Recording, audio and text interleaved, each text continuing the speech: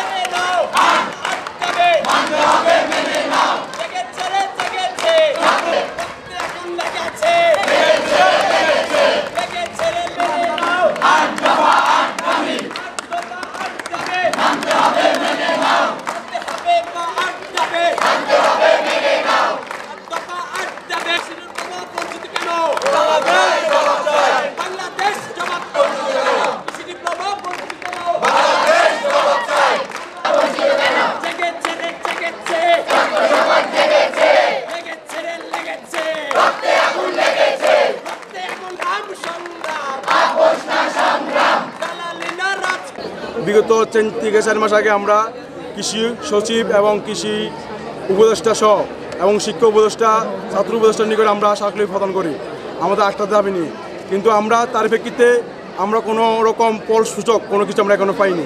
তারই প্রেক্ষিতে আমরা আরও এটিআই সমন্বয় করে একযোগে আজকে যে অবস্থা আমরা ক্লাস বর্জন এবং পরীক্ষা বর্জনের যে কর্মসূচি এই অবস্থান আমরা কর্মসূচি পালন করতেছি।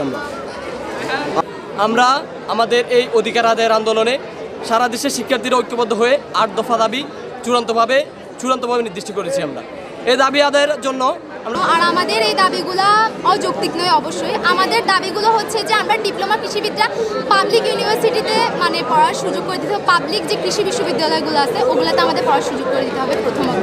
আর আমরা বেসরকারি কোনো কৃষি বিশ্ববিদ্যালয় থেকে আমরা বিএসসি করতে চাই না। আমরা সরকারিভাবে আমাদের এই দাবিটা যে আমরা সরকারিভাবে কৃষি বিশ্ববিদ্যালয়ে পড়তে চাই।